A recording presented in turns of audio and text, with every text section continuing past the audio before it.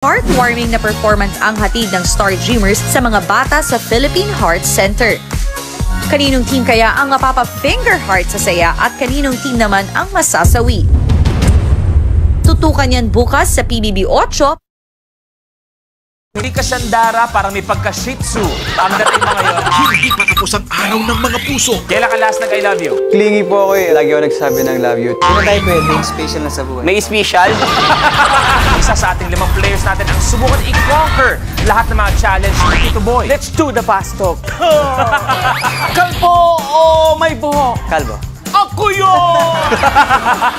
Minute to win it! Last man standing. Bago mag-TV Patrol. Ang susunod na programa ay rated PG.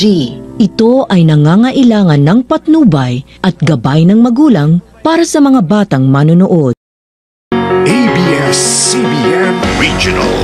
30 taong naglilingkod sa buong Pilipinas.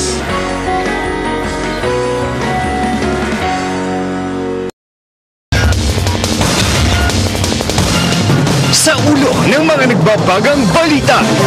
Doktor, patay ng tambangan sa parking lot ng ospital sa Bai, Laguna. 350 grams ng hinihinalang shabu na aabot sa mahigit 2 milyong piso ang halaga. Kumpiskado sa buy-bust operation sa Los Baños, Laguna. 4, huli sa iligal na sugal sa Tayabas City. Isa sa mga sospek, nagpakilalang asawa umano ng politiko. Makabayan Black Senatorial Candidate Nery Colmenares nangampanya sa mga magsasaka sa Laguna. Daan-daang kabataan sumalang sa libreng bunot ng ngipin sa Rosario, Batangas. Batanggenyong kolektor ng antique items ipinakita ang kanyang koleksyon. At 3 araw ng art talk at workshop tampok sa isang art gym sa Lipa City.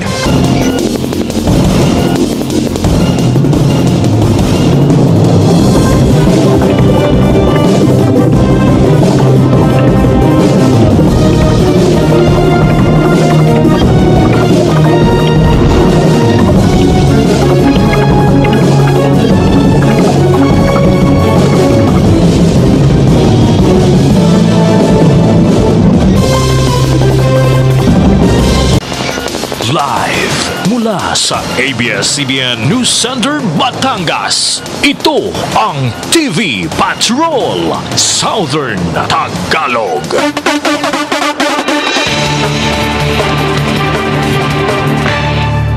Magandang hapon, Southern Tagalog. Patay matapos tambangan at pagbabarili ng isang doktor sa Bai, Laguna. Nagpapatrol, Maris Laksamana.